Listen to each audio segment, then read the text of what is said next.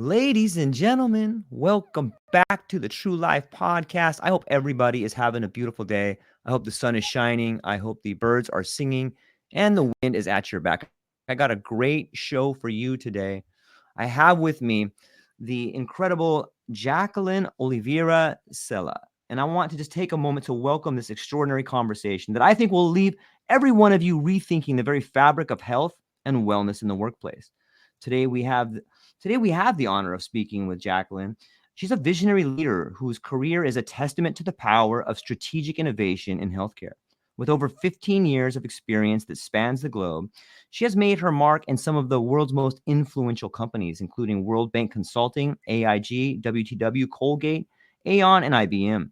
Her expertise isn't just about understanding the complexities of health, employee benefits, and insurance. It's about transforming these intricate systems into actionable, client-centric solutions that bridge the gap between employee well-being and corporate growth. Her journey is one of passion and purpose. As the founder of wellBe Consulting, she has been at the forefront of co-creating and advising corporations on cutting-edge health and well-being strategies. Her work goes beyond business. It's a mission to redefine the way we think about health at work, blending financial well-being with a deep understanding of population health management. But Jaqueline's impact doesn't stop there. She is also the force behind Health at Work, a nonprofit initiative designed to disseminate actionable knowledge that boosts both employee health and corporate sustainability. From tackling issues like diabetes, menopause, and mental fitness to addressing the broader challenges of burnout, inclusion, and our evolving relationship with food. Jaqueline is redefining what it means to care for people in the workplace. Jaqueline, thank you so much for being here today. How are you? Oh, good. That was a long introduction. Thank you. Thank you for having me here. It's a pleasure to be here and to share whatever knowledge and wisdom I can share and learn as well. I think that's a two-way street. So thank you for the very kind and warm introduction. The pleasure's all mine. You have an incredible CV and you've been working a long time and you've seen the complexity of healthcare system from a lot of different angles. And that's kind of what I wanted to talk about today a little bit. Maybe we can just start off a little bit. Is there anything you wanted to share in the beginning before we kind of start diving into some issues? Why don't I start with a recent experience Please. that I had uh, like just a few weeks ago. I returned from a volunteering opportunity where I was on site along with other three volunteers with Tracking for Kids. Um, Maybe I can share a little bit about that. That was let's say a highlight for my summer, and I'm sharing with the intent of helping others to see that there are different ways to volunteer. So I will also touch upon that and what happens when you do so, why it's so relevant on a corporate world that we think about how to promote such practices. So I feel now, it feels like yesterday, but it was a mid August, I had the opportunity to go to the continent, like the region, the African region.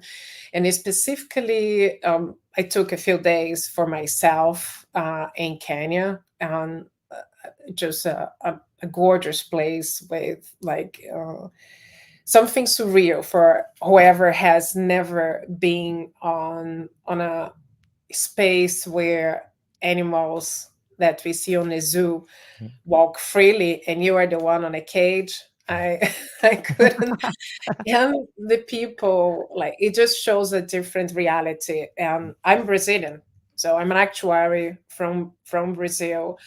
um and so poverty, it's not something that I'm unfamiliar with, right? But it's just um a different reality than what most of us live, like in the United States, for example, my home now. Um, and the actual mission with this group called Tracking for Kids, and I would recommend others to check them out. Was in Mozambique, in a like in Nampula, right? And I think it's what marked me. What There are a lot of moments where, so here are my takeaways. There are a lot of moments on a journey where there are hiccups with things that were not working accordingly to what you expect, right? So I'm not going to bore with all the details, but there are so until I got into the mission, there are so many moments where I had to pause and really check on what was going on with my emotions. Am I getting worked up? And if I continue to be, I have the right to be upset. It's my right, it's my emotion. But could I be using something else? What are the other tools? So that moment, in terms of takeaways, that we can put on our day to day at work and else, those moments where you were able to become aware of the feelings you're having, uh, and then you reframe that into, how can I see from the lens of the others, the people that I actually need help with, and find a way to be assertive, but at the same time to bring their attention to act to help me, right? So that was like over and over throughout the trip. I had that like rethinking. Right. So that's the number one. It's like the creating the volunteering opportunity, going on my own and meeting with the group there.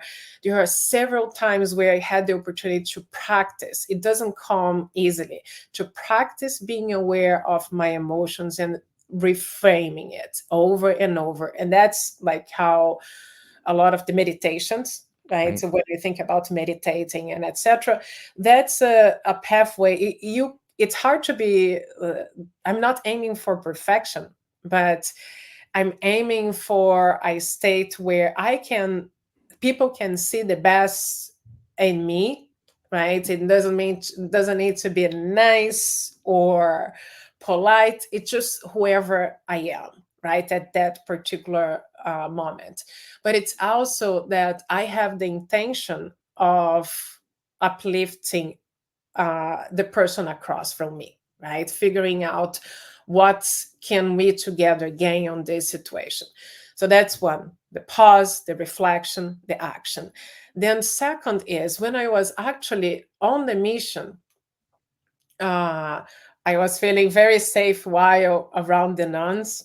They Mm-hmm. were like um, uh, really like very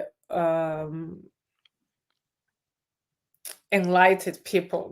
Like it's like people who dedicated their entire life for the good, like for the improvement of others' lives in such difficult circumstances.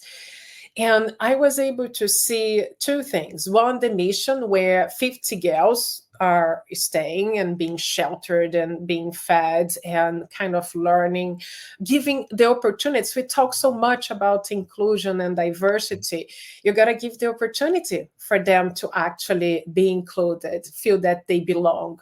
So those kids, those 50 girls, age from 5 to 19, they were given that opportunity. And I say that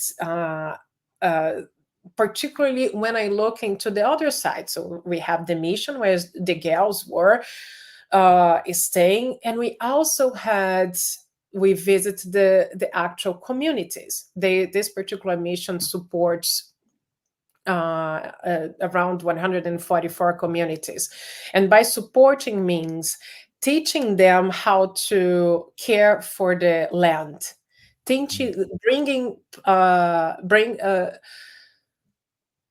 bring to them knowledge that they can use so they don't starve, and action like helping with the right partners, helping to find water, right? Because dry, it's like this is not having water is one of the main issues in that particular region. And you can see where the kids are coming from. Those are the communities that the kids on the mission were coming from. And that creates the whole appreciation for why the kids are so thankful, so grateful for that opportunity. And so that dichotomy between where they are coming from and what are you doing with the opportunities that you're giving, right? That's like, for me, a very powerful um, learning in terms of what you get out of it and how you can apply that on your day to day with your if you're truly interested in making people feel in a like make create a safe space where people can actually innovate and create. You gotta build that like state of trust. You gotta build the state of feeling grateful for something, for someone. And I was in awe of those four nuns working Yeah. on the mission. The third piece is when you're volunteering, of course, when you are volunteering, of course, you take time away from your family. In my case, I did, right? So it's like it's selfish to some extent.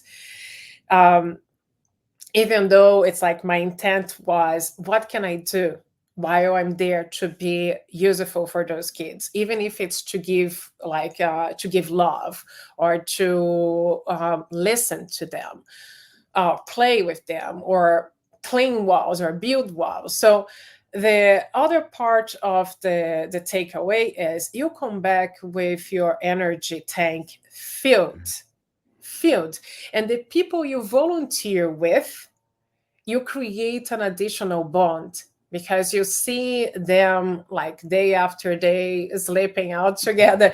It's Right. like it's a different bond that you create with that group of volunteers. um, I'm fortunate that I was brought into this group by one of like my mentors who I have worked with in the past, and I will keep coming. So, what my call for action when I think about corporations, a lot of the large corporations are already enabling paid time off for volunteering. But think about, and I have had the fortune on my prior employer to actually launch like paid time off Nice. focused on volunteering, volunteerism. And the intent was that people could volunteer as a team, as a group. Um, and that on itself creates the mental fitness that we are so, uh, that we keep seeking, right? That I'm not even going to say happiness. It's more Right. like your mental fitness. You're like grounded.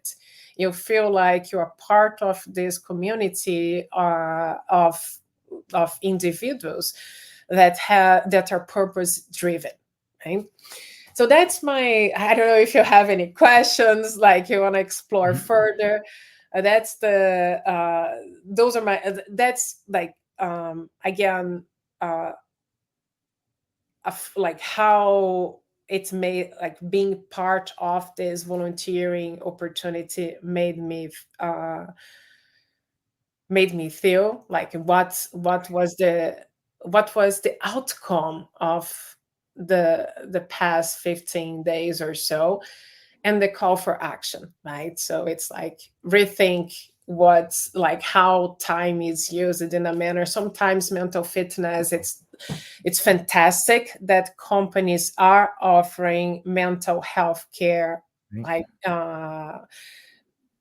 as part of their employee benefits, and that they are more proactive at supporting that employees use that, like if needed, use that service. On the other hand, there are different ways to deliver mental fitness. You can have a culture that enables learn it all. I think, like, if I'm not mistaken, the Microsoft CEO uses to like has mentioned. But more than that, it's a culture that people, that individuals are not there only for themselves. They are there to really uplift others as they are progressing in their careers, right? You think about the people manager role and etc. And I know a mental fitness too could, why not volunteering as a team? Why not seeing people in action, how they actually, what they get out of that experience, right? And measure. I believe Mhm. in I'm a data driven person, and measure that. There are plenty Right. studies talking about how that's the importance of that. And volunteer, it's not just on site. You can be volunteering as a mentor, or you can volunteer, and that takes me to the second part of our conversation. I will promise I will pause, which is why I volunteer my time and I engage others to volunteer with me. By others, means industry experts and field experts that actually are the ones building the wisdom behind health at work and people. So let me pause. It's wonderful. I the idea of getting the opportunity to go to a place where you can become part of the solution, even if it's just for a short time, and getting to make a difference in someone's lives. There's no doubt that that has a radical effect on how you see the world. And it would be amazing if more people could get that opportunity to do that. I'm wondering, how long does that effect last? Because if you go there for like a month or 2 months and you're around all these incredible people, you come back, you have some really different feelings about, you might start feeling a little bit guilty for all the things that you have, or you might start thinking like, wow. But maybe you could speak to the idea of how you felt when you come back and how long that feeling of empathy and well-being lasted once you got back. Interesting question. I can turn that question around. Please. Imagine when you go, like, tell me, what do you feel when you go on a trip, like when you travel, and you had really an amazing time on that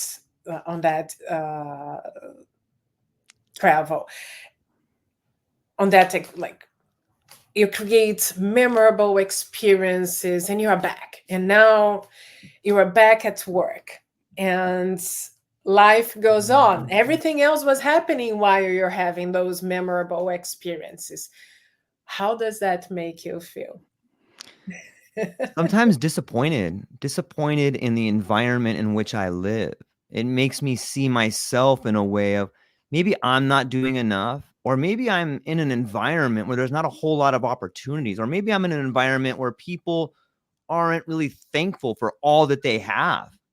And that's the catalyst for making big changes in your life or changing your environment. But that, I love going on those big trips, and I love getting to see the world through a different lens and experience myself in a different way in a new environment.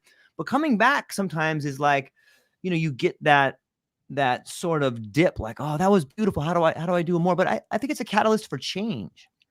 Yes, it is. And I sense like the frustration to some extent. Yeah, totally. It's so yeah, for me it was one, gratitude, right? Nice. Gratitude for Yep. the people that stayed here, right, in the States, and Right. they're helping to keep my family Yep. uh, running as I was away. Gratitude for the people that whose lives, their lives, like I mentioned the nuns, but the people working on that mission, on that particular mission, they're on mission is to work with those girls. So it's like gratitude for them. Right. That's not only they are helping with shelter, they are helping with education, they are also providing love and care to those kids, right? So it's gratitude for them. And it's grounded. It's not that I feel that the guilt we need to kind of call it is like you build the self-compassion, you do Right. whatever you can do, but yes, you need to be like aware of the emotions. And I'm like, okay, I need to find a way, whatever I do that brings sustainability to Right. my work, it also needs to be purpose driven. So you can insert, like I mentioned, three takeaways: the pause, the reflection, the reframing, right, of emotions. um, I also mentioned about sometimes you need to see like things that you don't think it's fantastic, you see from different lens, so you can understand that it's not perfect, but it's already an improvement. So let's celebrate the improvement, particularly when you are coming from something that's really hard, like a very difficult and complex problem, and you see the improvements, that's problem, right, of creating a solution for that particular problem. um, so it's like the frustration is, oh, it's good. I don't think it's bad Yeah. that we have that eagerness to anxiety to some extent, because you can reframe that when controlled, when it's not something that actually can become something to get you stuck. Anxiety can actually power you, Yep. like empower you to take action, right? Yep. And here is my action: go check out Tracking for Kids Mozambique.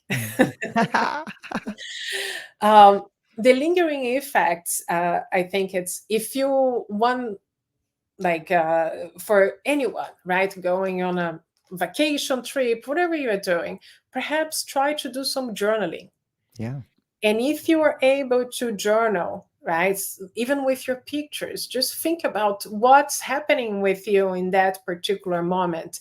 Because sometimes you, by journaling, it's kind of, you are creating more memories that you can kind of pick from when something happens in your life, when you are going into a meeting that is challenging for you, Yeah. right? Or when you are going, you are working on a project where there is a lot of disconnect, right? You don't feel that there is a flow.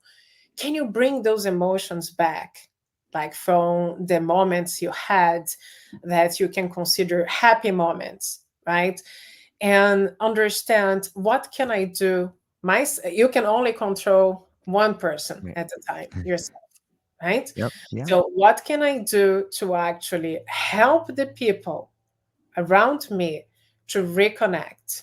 Right. So then it goes back to some of the principles of boundless leadership, compassionate leadership, where you think about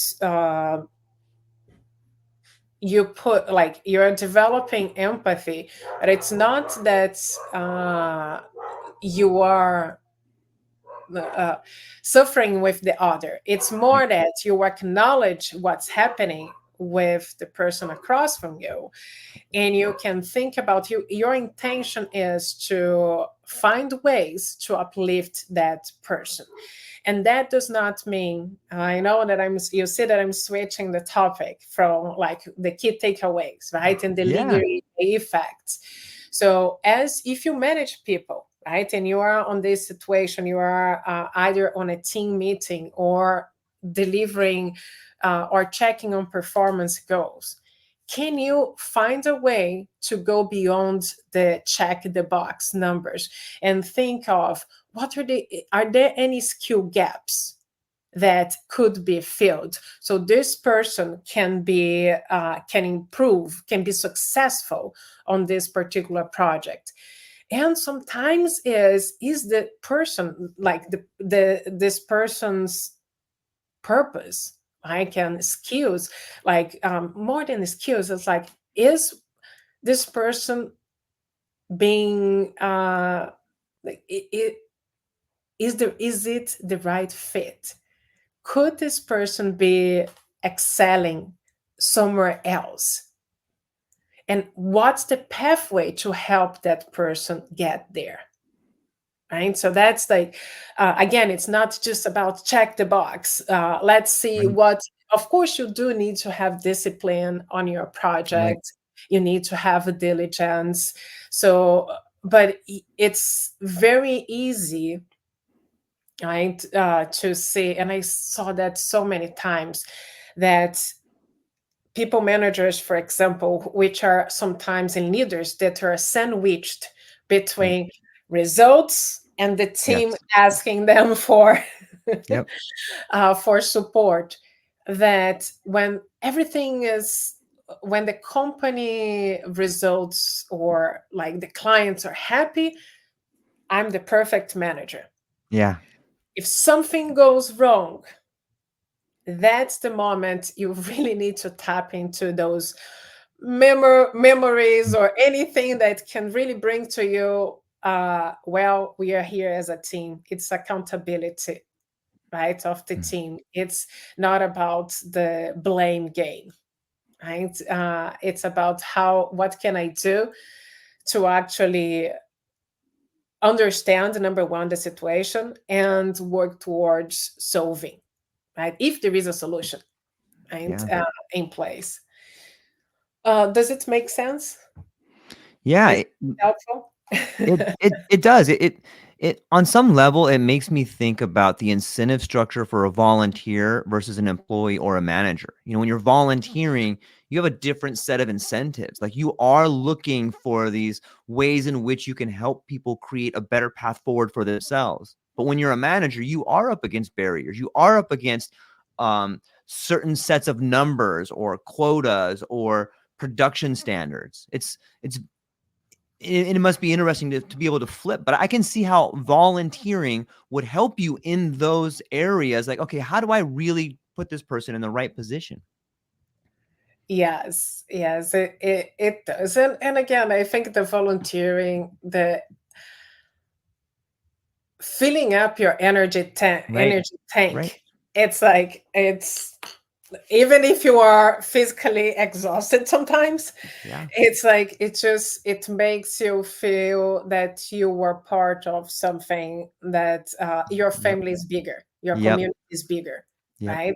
And that whatever you're doing, the, let's say, the small ocean in a drop is making a Yep. difference to someone, right? Now that's and you, when I went to go beyond the volunteerism, so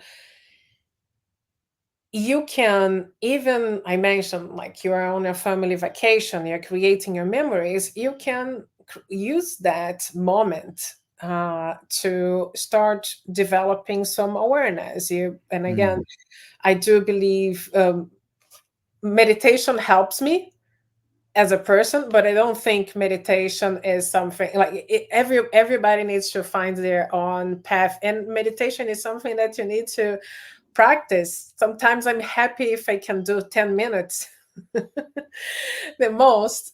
And why do I, and one on, like, you can sing on those Right. communities, you see them in a very difficult situation from your eyes, right, from your Right. eyes, you're like, how can someone live like that? Yep. That's your preconception. And they are singing of gratitude, and they are singing, saying that where you go, in their own, like, language, where you go, you take a piece of my heart with you, like you carry me on your heart. Right. So those are things, when I talk about energy tank, uh, you will have that smile, or you have that circumstance that you ground you to what's really relevant, and as we live as, like, as people, right? Yeah. It, it blows like it's such a disparity, not only in geography, but in different ways that live our lives. Like how do you explain the concept of life insurance to somebody in Kenya? Like that's like a foreign concept to them. And over here, we're just bickering back and forth about it, right? No, I will explain the same way Okay. that I would explain here. So Okay. when I think about now, you're bringing me back to okay. So when I think about um, uh, insurance, I Okay. usually, instead of talking about the product itself, I think about what does that do? Like, what is the purpose of Right. that particular product? And Okay. I cannot say anything else than protection, right? You're protecting that person against um, if like the loss of life. So you're not leaving your family and what you have built in a way that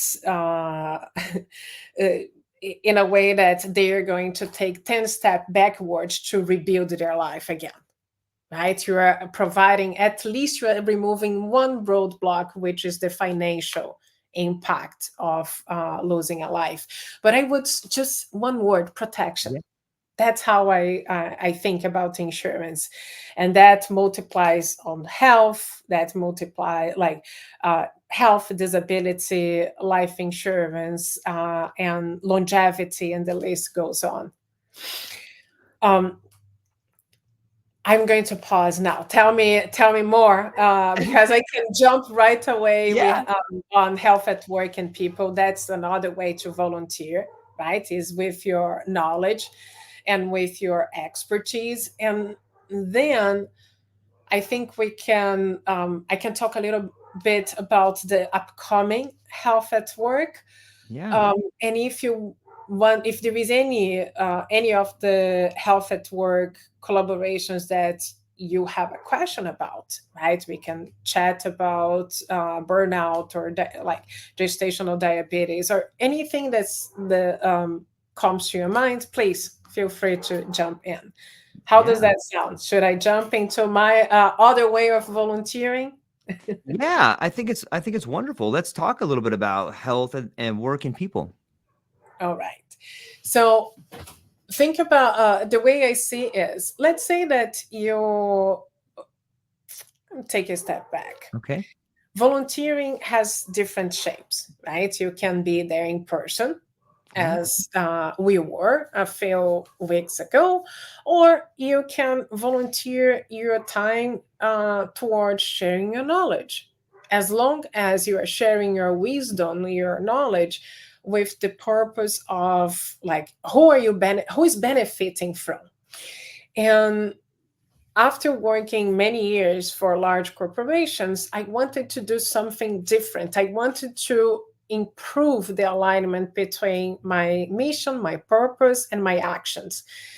And that's how Health at Work and People started. I wanted to create, knowing that sometimes employees are not able to properly advocate for Right. themselves. I looked into top health risk concerns, right, or health or well-being concerns that impacts employees, and I bring data to it. So usually, so those are collaborations, publications that I have on LinkedIn. It started with cardiovascular diseases. I think that was one of the, other than digital healthcare, but it started with one of the top causes of death globally, right? When cardiopathy, and I usually, what I do is, why should you care? And by Mm. you, what are the numbers behind it? What happens? What is are there inequities when you think about the certain diseases, right? Are there inequities to be considered that we need to be aware of? What happens if employers do nothing? Is this something that they can that they can just say, this is not my responsibility, which is fair, right? There, I'm not saying promoting that employers need to act on every single piece of your health and well-being. They need to prioritize to be, they are also running a business. But where are the key actions that employers can take and is still like continue to be sustainable. And that goes into what best practice could look like. And usually I split between awareness, education, and care.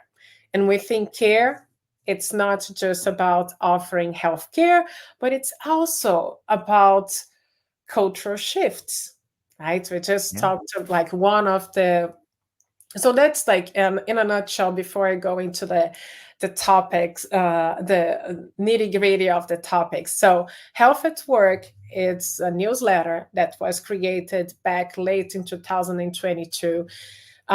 It serves two purposes. One is a self-advocacy tool for employees to use that and perhaps have a conversation with their companies, with their corporations on actions that they could be taking. So it's as simple as, let's say that you are one of the individuals that are passing through like menopause as a life stage. You can take that collaboration that was focused, Health at Work collaboration that was focused on menopause and has the data driven, the why, how to take action, and say, is there anything that we can do on this list? And the other thing that I want to mention is, it's good to have as a baseline, but if I'm sitting on the employer side, I can look at what best practice looks like. I can look at benchmarking, but the question that I should be asking is, what exactly is impacting my workforce? What are the top health risk concerns for my workforce? When I think about hospitals and burnout within healthcare workers, what exactly is driving that burnout? Like, what are the misalignment between purpose and action, or activities, day-to-day activities, or the way the business is running, or the way the culture is running? So it's not I solve with one action, right? So that's why you need to ask the question and understand what exactly is impacting your workforce. But let's say that you are someone, as I said, like you are a senior. I mentioned menopause because this was launched last year, where maybe slightly before the boom of everybody talking about menopause, which is fantastic because it just makes the conversation more normal, right? Then it's a life stage. We just need to figure out how to best serve 50% of the population, that if they are lucky enough, they will be there at some point in their lives. And get that resource, share. And that's like, I was on a I will give you why I mentioned menopause. I was on a party with a few friends, and one of them said, I got your Health at Work collaboration on menopause, and shared with my CHRO, and had a very good conversation on what can we do about it. So it made me happy. Good. Right? And on the other side, not every single corporation will be able to do it all, but you can start asking, you can leverage the vendors you have now to act on those different top health risk concerns, right? Instead of having a more passive relationship with your vendor. That's another avenue if you don't have money to invest in additional offerings, right? And then if you let me pause before I go on, because I was also planning to talk a little bit about how I think about bringing inclusion into benefits offerings, and the third, like, and how I think about building an offering that really is people-centric.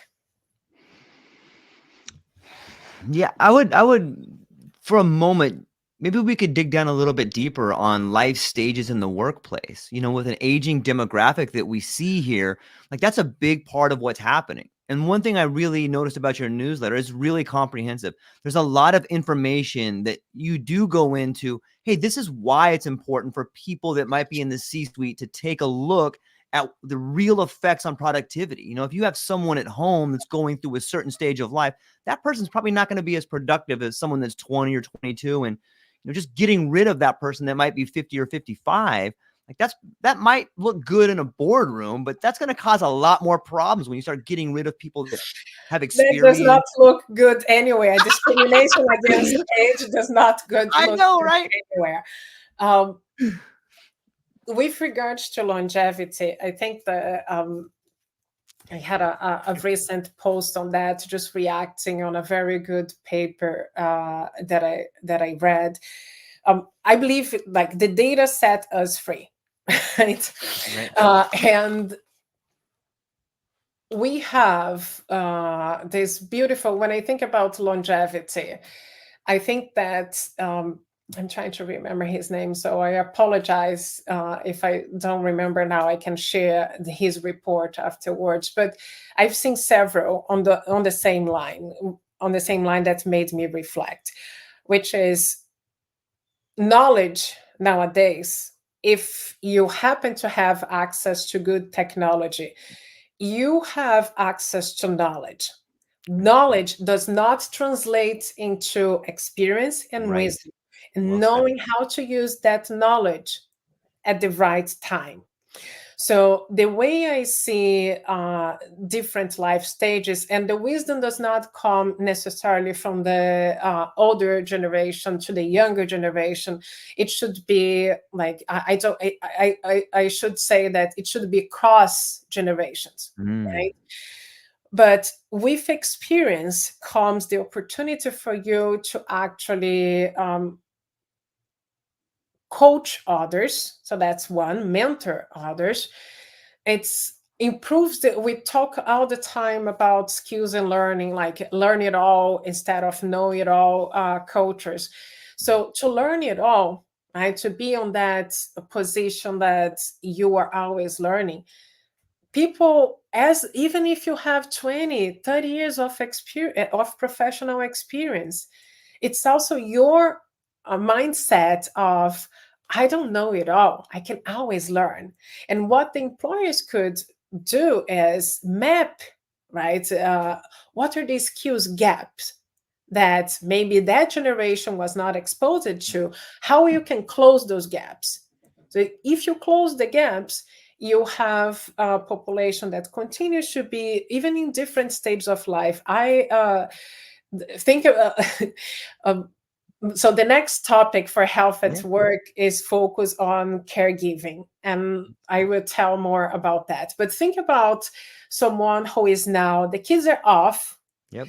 they still, like, of course you are, if you are on my generation, you are caring for your parents and you are caring for your children if you happen to have children. So you are sandwiched on your personal life, and if you happen to be a people manager responsible for others careers and success at work, you are also on that sandwich at work as well, right? Yep. So when like when my kids are off to college, like if I happen to have the kids going off to college, how many, I have way more time to actually, and I'm careful with what I'm going to say next because I say this as an observation. You actually have more time to dedicate to certain projects, or like you have the opportunity to risk a little more, Right.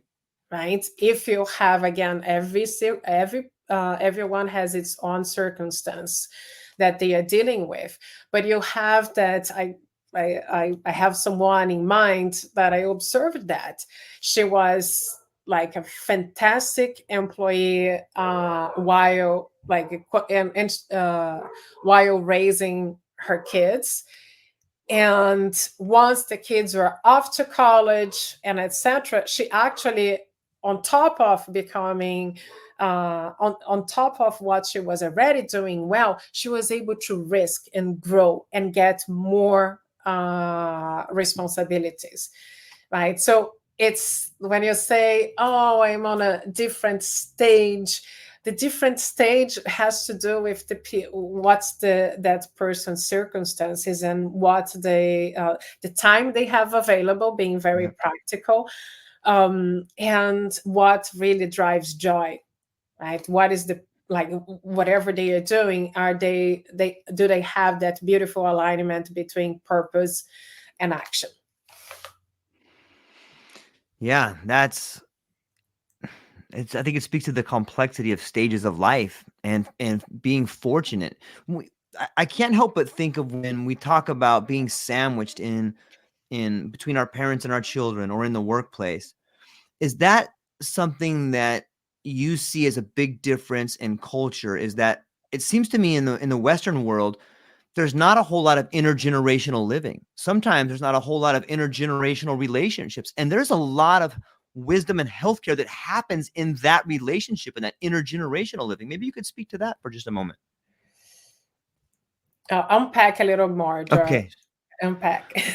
Okay. So it seems to me that I live with my in-laws and my wife and my daughter. And my Okay. daughter's 11, and like the amount of wisdom that happens between my in-laws and my daughter is a relationship that I don't have. So there's a certain sort of expectation for my wife and me to be responsible for my in-laws when they get older. Like they have done lots of cool things for us. And so there is a expectation that this is what a family does. My family, when my parents got divorced, there's not that expectation there. Like they moved on with their own lives. And I see that in a lot of the people that I went to school with. It seems in the Western world, we send our old folks to an institution, to a home. We send our kids to a school, and then we go off to work. But in other cultures, it seems more holistic. Like there is more of a cultural foundation for we stay together as a family. So does that kind of unpack it a little bit? Yes, it does. And I will add one more cherry on top. Sometimes it's out of necessity that you live together, right? Let's be Yes. honest. Yeah. Because if you are if you are living more than your assets can hold, Yes. right? So Yep. that's one. You may need, there will be no choice, Right. and sometimes you will make it do by having by develop. It's not just a compassion, because it's beyond that. It's like Right. being practical. It's better for us to live together, Yeah. right?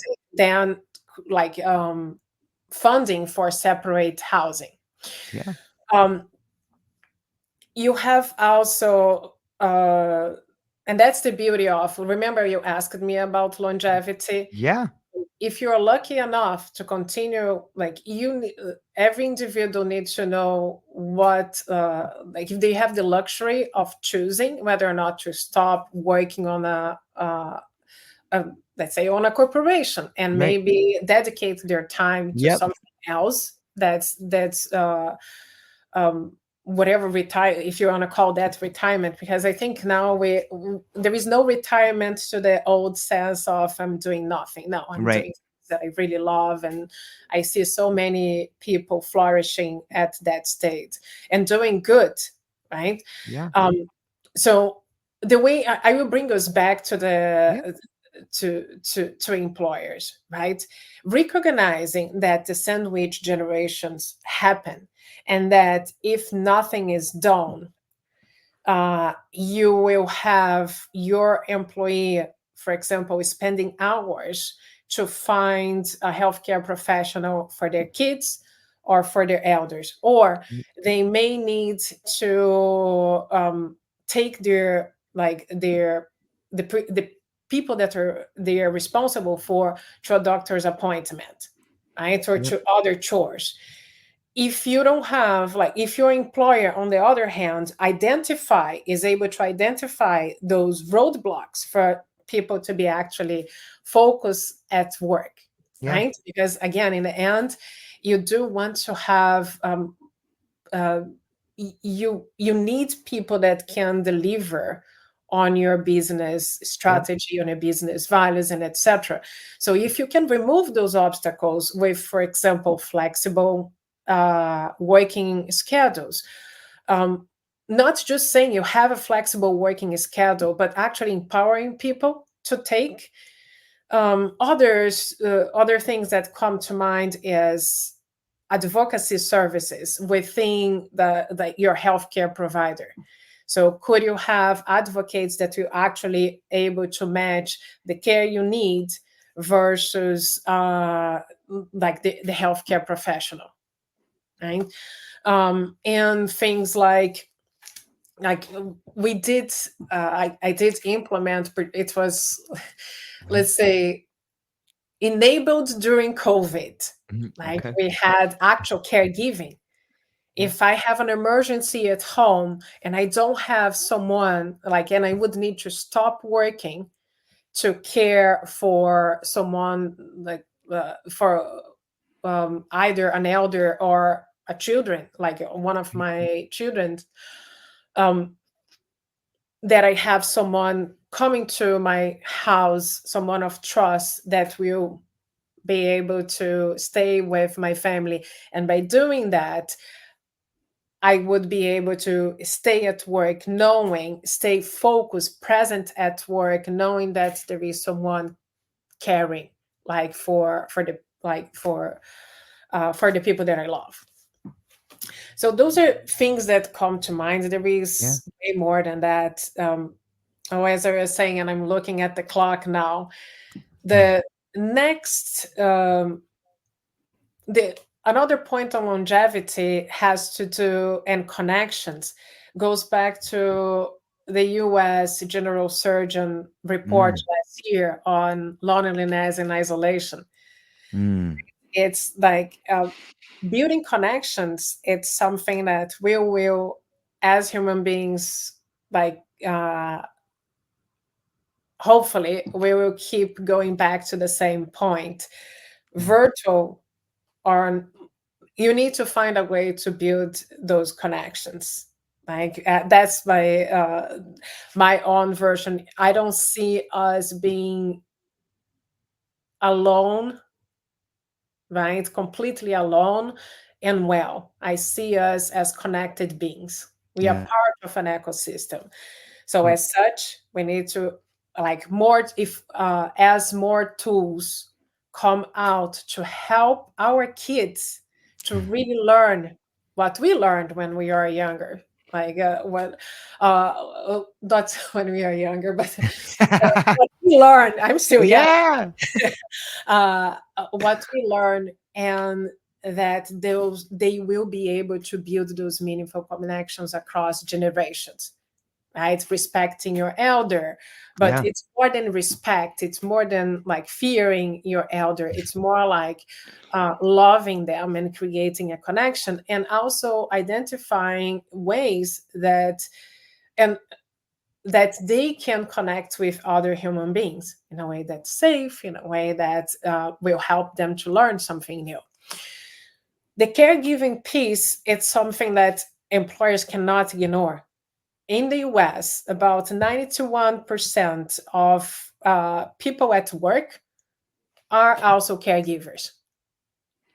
So it's not that I can, so knowing what's really happening with them that are impacting their work, it's relevant because Yep. if employers can alleviate some of the burden that caregivers have, um, they are creating a culture where people will be, I don't know if it's gratitude is the Yep. right word here, but that people will feel cared for. Yeah. And being very practical, like I gave a few examples, that they will have the resources and the time that would be dedicated as a caregiver, putting on the hands of other people while you can focus at work, right? So Yep. that's a win-win in terms of course, you need to prioritize, you need to figure out what can be launched that's really relevant for your organization, and it's sustainable. Because the moment, for whoever works on with people, if I give you a lollipop, even if you don't like that lollipop or don't care for that lollipop, if I take that lollipop away, there will be a lot of shouting, Yep. right?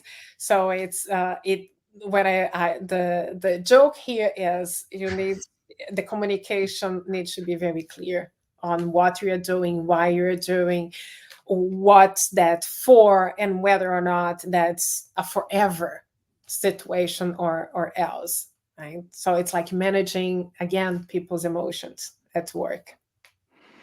Yeah. It's such a complex situation. But when I read the newsletter, again, it's so comprehensive. You really dig deep into the good people in healthcare, the good people in medicine. They're going out of their way, and you do a great job at explaining the complex situation they're up against that forces them in these situations. Whether it's the pay Fever, model.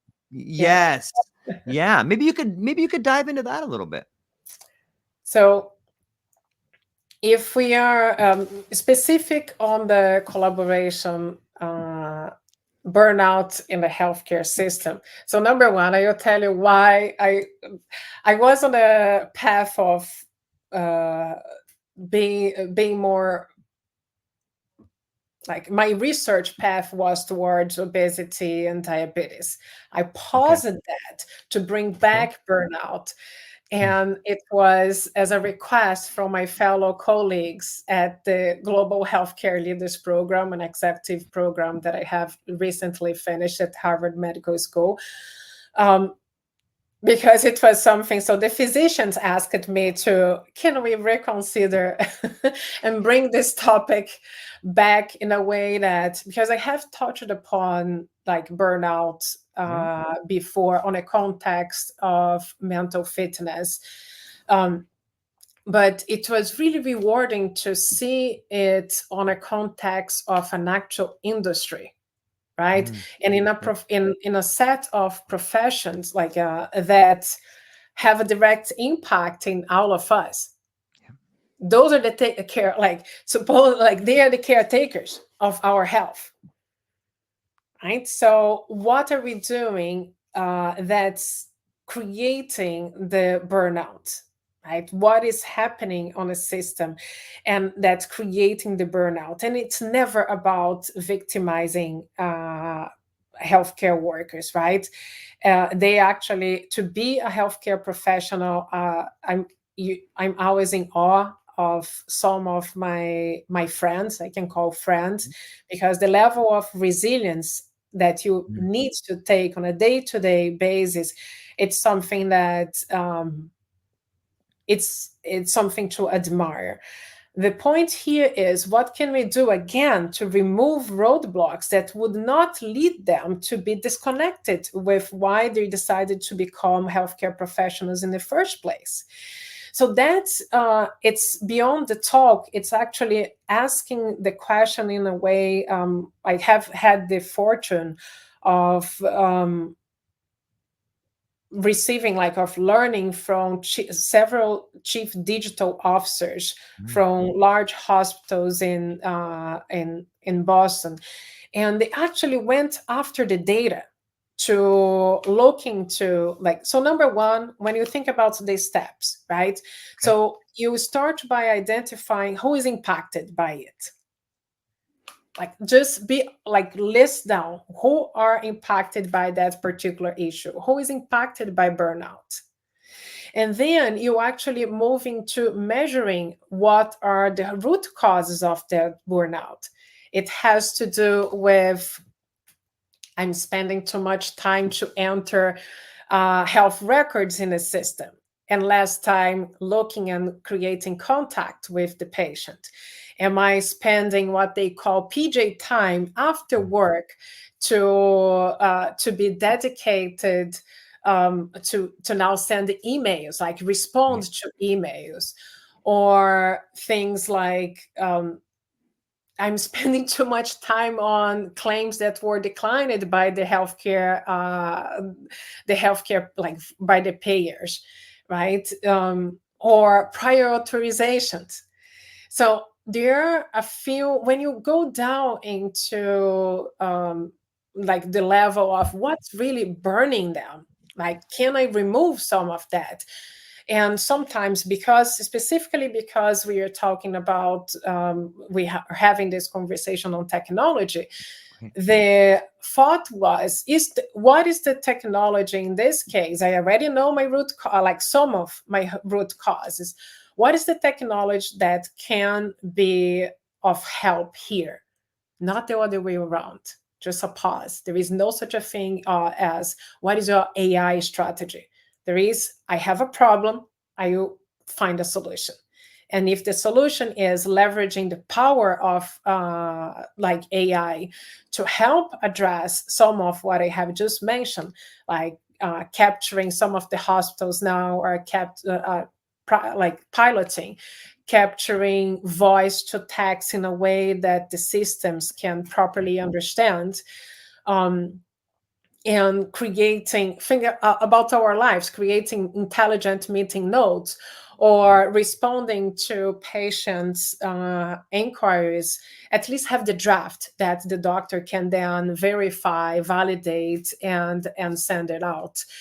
So that's like, start with asking what is driving, and then look bigger, because in the healthcare system, it's also um, the frustration sometimes that I heard over and over, that you gotta attend X amount of patients per day, Right. right? So that the whole concept of, it's not, I don't want to blame anything or everything on fee per service. It's more the business model. It's Right. like, how can we take the waste out of different parts of the healthcare system so the doctors can actually be focused on their patients, have a holistic view of what's going on with their patients as opposed to per body parts, right?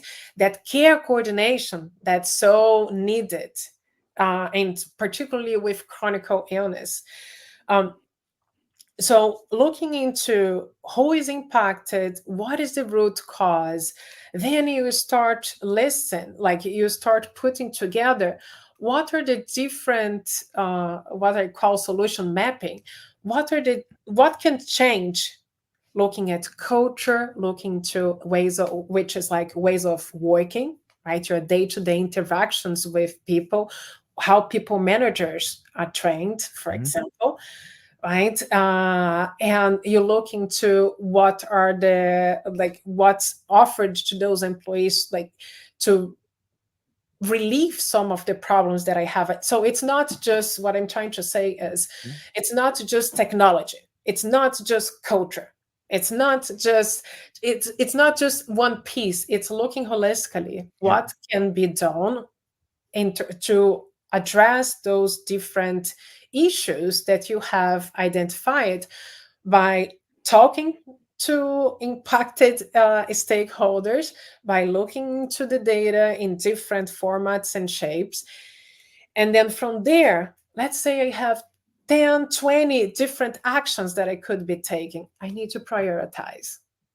And I need to make sure that all this process is happening in a way that the communication is clear. So people, you're asking a question, you got to get back to them and say, this is what we are doing with the responses, right? You need to be honest about it and transparent about it. And then you create your MVPs, like your minimal, like you implement the hard stuff in small steps, like the complex solution, the complex problems Right. and their solutions in small steps. You test. There is, like, for healthcare, it's a little more sensitive than perhaps if I'm selling, if I'm buying a pen, right? I'm Yeah. talking about people's lives Totally. at risk. So there is a whole care, and you check. Let's say we implement it. You check whether or not that particular action is really driving change, and if not, why not? Right. So it's that continuous curiosity needs to be Mm. in place, and it's not. similar to when we think about inclusion, it's not check the box. It's something that you need to have, it needs to be part of the organization. That check on what's impacting, how to Mhm. solve, or what's impacting my client, how to solve, right? Is there anything that, if we don't have, I was just talking with a friend of mine a few minutes ago, and he's already thinking of something that may be viable 5 years from now, right? But he's already um, building the right blocks and building the right resources for that service or product that could be launched 5 years from now. So that's evergreen Mhm. curiosity paired with action needs to be part of the equation. I think does it and on burnout again, it's not just about day-to-day activities. Be curious about whether what you're doing with your employees, like, are your employees' purpose Yes. aligned with their action? Right. I think, and that's it's also a work that each individual needs to do. Right? It can be facilitated by the employer. Why not? Why not, when I think about mental fitness, have that reflection on purpose driven mission, right? And kind of bring back the joy of why I'm doing what I'm doing, who is impacted by it.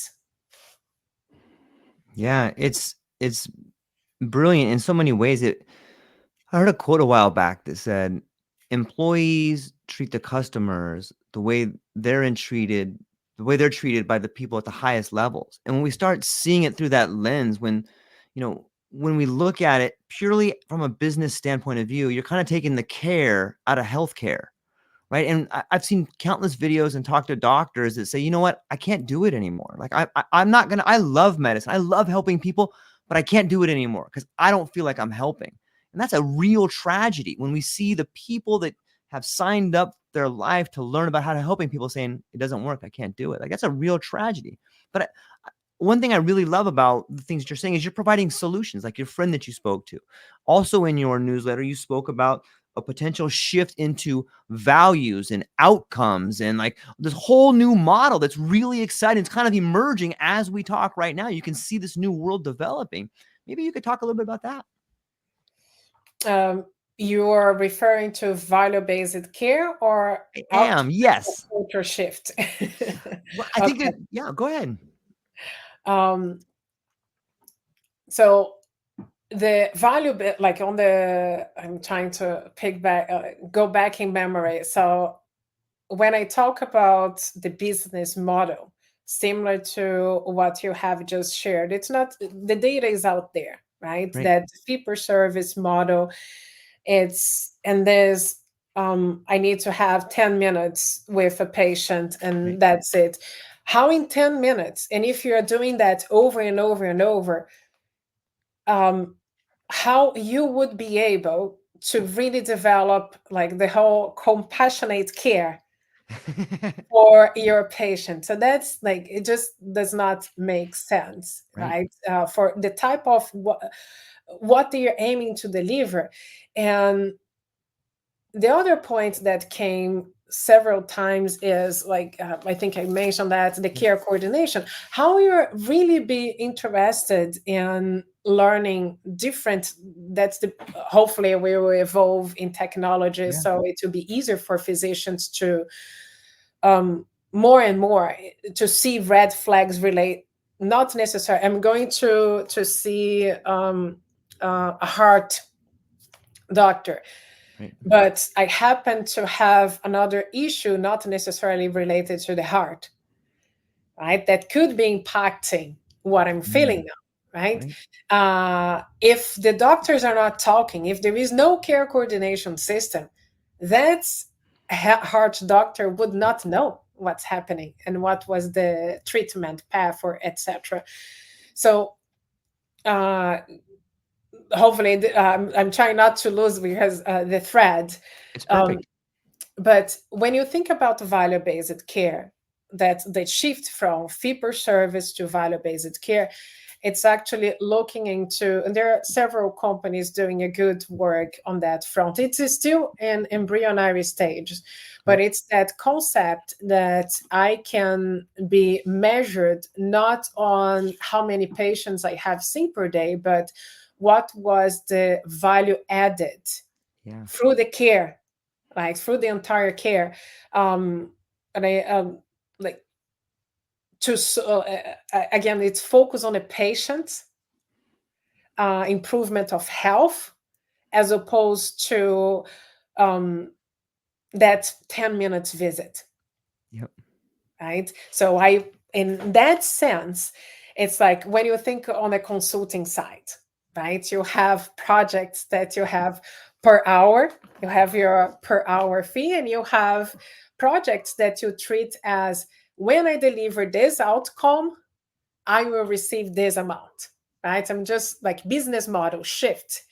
So one, I'm doing a per hour thing that sometimes, why I'm mentioning those two models, because the fee per service, it's not necessary. It may work in certain situations, right? But if you have a condition that requires different specialists working together, and you have one, like your improvement of health, it's not necessarily dependent on one single like source.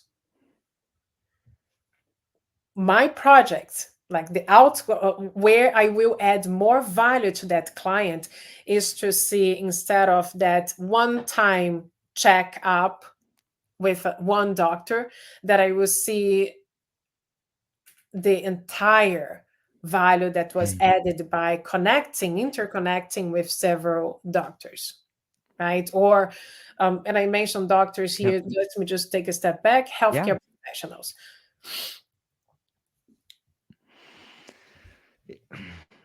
So that's the, like, and I don't want to go, I'm Yeah. not an expert on Right. value-based care, the Right. actual math, but it's just like the way I think is per hour, per fee per service, versus now, instead of my, I will be measured on the outcome Yeah. that's of that, on a deliverable, which could be, I'm delivering better health. That particular patient has now improved from point A to point B. That is like the measure of, um, that's the value that has been added by what I'm doing. It just seems like such a better definition of wellness when you look at that whole picture and you see more people coming in to help service and be part of it. I think on some ways it's a good bridge to building inclusive offerings and whatnot.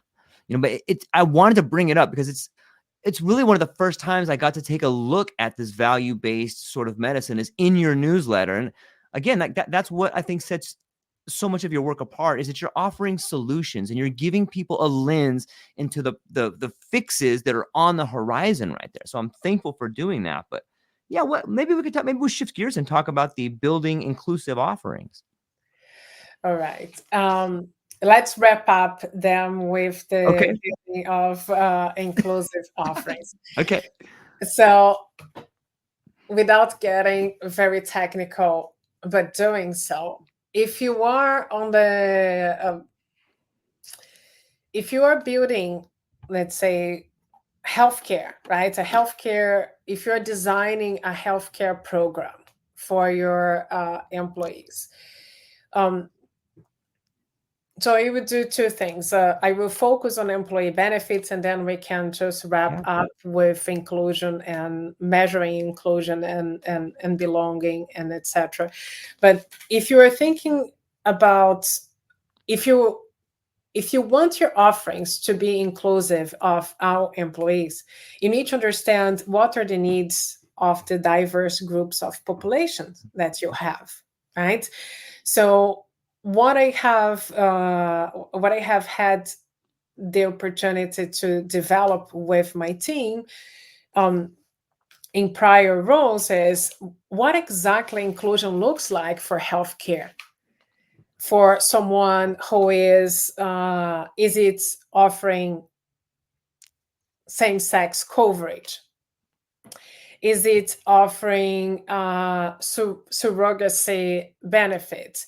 So instead of jumping into the solutions, we need to go back to the basics and actually go after like different groups of employees and understand from them what are the roadblocks, going back again, what are the roadblocks for success, and acting upon the ones you believe your company should be acting upon, right?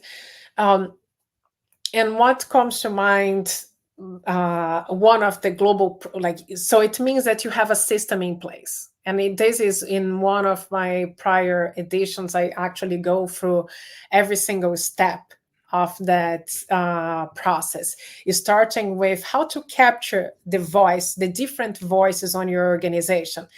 The voice of the employee, the voice of the employer, the voice of the market, right? How to bring the three together. And once you have that, let's say that you have, I will give you an example. You have periodical meetings with representatives of your D&I groups, like women's health, or like, or LGBTQ plus, and etc. And you listen to things that they are paying the same, like they are paying premiums for their care, but they are not getting the care that they need. So they feel on themselves that could there be a solution that will address my circumstance? So I'm paying here for the majority that does not have the same issue that I have. Like it's not serving me. And I will give you, I think one of the examples is a little more like in terms of severity, it's a low severity, but it can create a high impact on that individual's life, like GAT coverage, right? And I'm talking, usually it's US and global, right? US is a little more advanced in certain, in certain coverages that are related to the different groups of employees. So can you create, let's say, as part of your design, so now you're looking into design of different offerings, you're looking into LGBTQ plus, and you're looking into healthcare. What are the coverage that's not offered to this group and it would be relevant to them? Could it be that your marriage leave, and that was a real situation, is asking for a marriage certificate in a country that does not allow for same-sex marriage? So even when you have the offering, you got, or like we had the GAT coverage in a certain country outside of the US, and we learned afterwards that there were so many requests asked by the healthcare payer, like the healthcare vendor, that this particular employee was waiting for 4 years, 3 to 4 years, if not mistaken, just answering questions that were not really part of the process. So they are making it so difficult that the employee does not use the care, right? So you create what is the principle, what exactly you are trying to cover, like you learn what the gaps are in terms of care, and you're looking to health, wealth, and well-being, right? Because that's like well-being, including ways of working and what's missing. And within that context, if you are working on benefits offerings, for example, you start narrowing down where the gaps are, and then decide, do I want to have this gap closed or not? What problem I'm going to solve? Is this aligned with the values that I, as a company X, Y, and Z, voice? right? So there is a whole, like as I said, it's the voice of the employee, the voice of the market, um, and the voice of the business. Mm. So that's like once you have those three together, you can start putting like really. I use it to have a roadmap, like a heat map, where I could see in different design principles where I have been able to close that, my team and I, like where we were able to actually close that gap. And then we would measure, like the next step is to measure the impact Mm. for people, and that could be like menopause is another good Yeah. one, or mental health.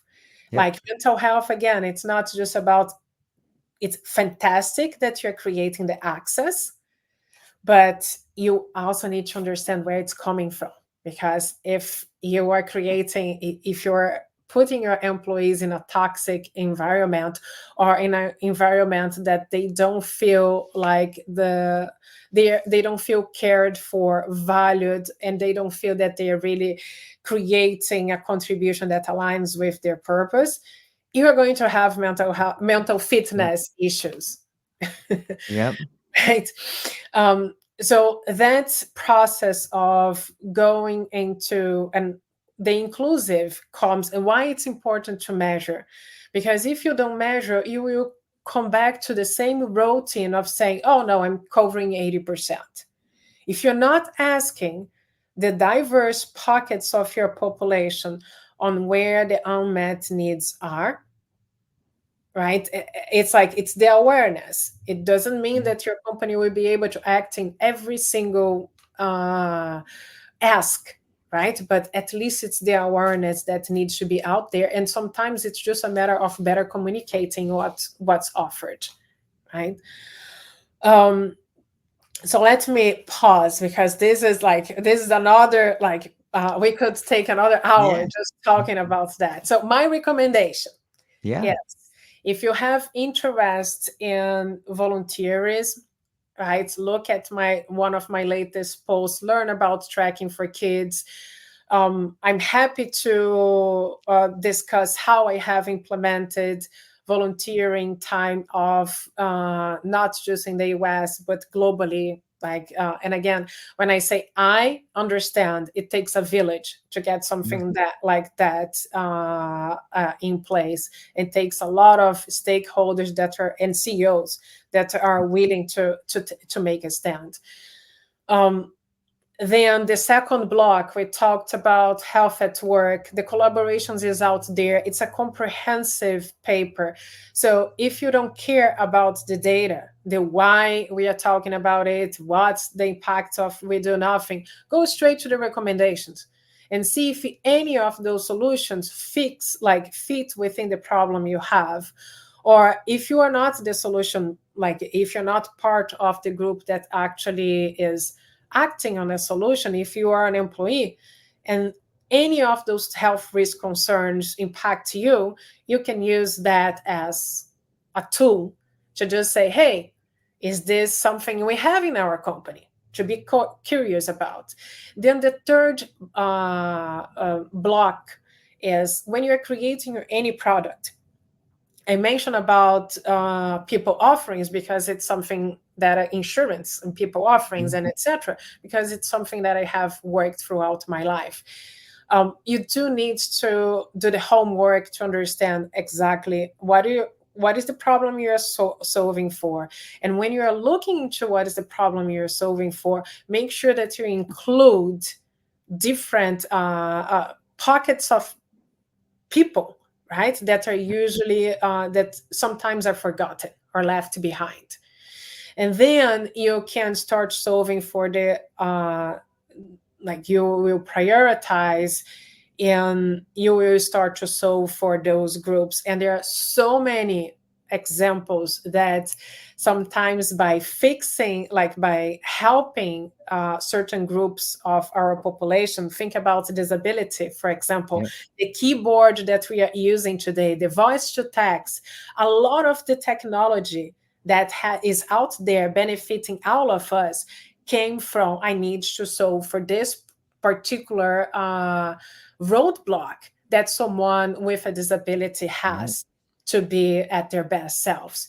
So having you will be benefiting the whole when you are curious enough to look into the hard problems, and then monitor, measure what really matters. Right? Don't create a problem, like don't create your product without thinking, oh, what type of metrics will really measure success to the people that will use this product, right? And that's something another hour of our work could be taking, because that's one of the pitfalls and the reason why I decided in the first place to launch wellbe consulting, was so many vendors that I have to vet, I had to work with, were missing the ball on what's relevant to measure. They have fantastic clinical metrics, but they are missing the professional, the performance component of their metrics.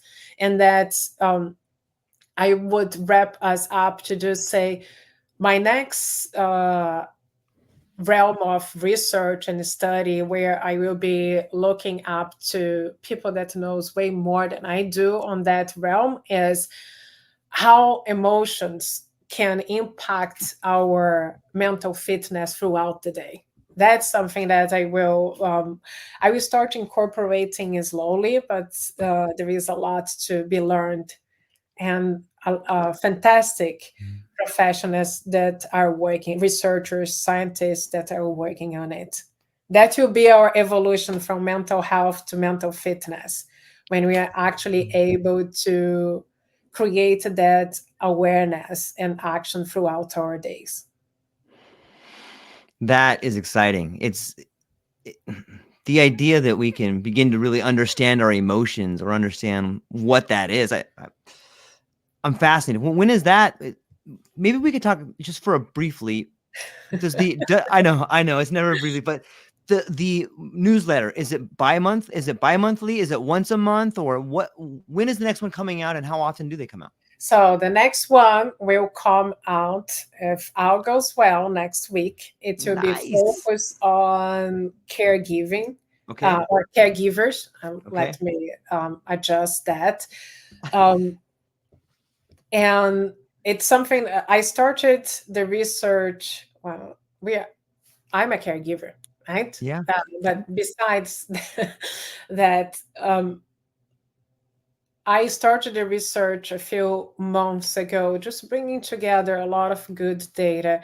And it just happens that last week we had the US general surgeon, right, publishing on like support to caregivers, right? Very, very aligned with what my next briefing, and very good data. So I love that actually took place, and I plan to use that as part of the storytelling. I also plan to look into one segment, which is not a small segment, of caregivers that are actually caring for people with disabilities. So that's like when you think about, okay, caregivers is something that we are talking over and over. Well, there is an extra. When you are a parent of a child with a disability, you are not just a parent. You are a parent, a caregiver, a nurse, a financial planner, a lawyer, an advocate, and the list goes on. So there is a lot to unpack there. So wait for next week. I'm excited for it. And I think that everybody within the sound of my voice, whether you're watching today or listening in the future, go down to the show notes and check out the newsletter. It's so comprehensive. It's so well done. And I think in this conversation today, you've illustrated to me an incredible amount of mental fitness in order to talk about such a broad subject and put it down into terms where people can understand and get excited about. So thank you very much for being here today and spending some time with me and my audience. And before I let you go, where can people find you? What do you have coming up, and what are you excited about? People can find me on LinkedIn. Right. I will share my email as well, so you can connect with me if I can be of your help. I'll be happy to. what I'm excited about. I'm excited about what we are doing now, Yeah. right? It's like creating, looking into what excites me is when I have the opportunity to evaluate together with others, like diversity of thought. It's something real that can really produce a lot of innovation. So having a problem to solve and co-creating that solution and seeing it impacting the life of others, that's what Yeah. makes me happy within my professional environment, and within my way of living. When I have the opportunity to have interactions that are meaningful, that I can actually understand, take a moment of pause to understand what I could be doing for others, right, in that like moment, and acting on it and seeing the results of that action. So it's like being attentive to your intentions and motives. Yeah. That also brings me happiness. It's a work in progress. We are not. There is no perfection here, right? There are several um, phases to who we are in different situations. So I think it's continue to work and finding the right people along the way, along the journey, that can help me to keep myself true to my values and align it with my purpose. That's great advice. That's great advice. And I'm really thankful to get to hear it and maybe try to incorporate it into my life as well. I appreciate it. We'll hang on briefly afterward, Jacqueline. To everybody that participated today and is hearing this, thank you so much for being with us. I hope you enjoyed the conversation as much as we did. And that's it for the podcast today. And Jacqueline, hang on briefly afterwards. Everyone, thank you so much. That's all we got. Aloha.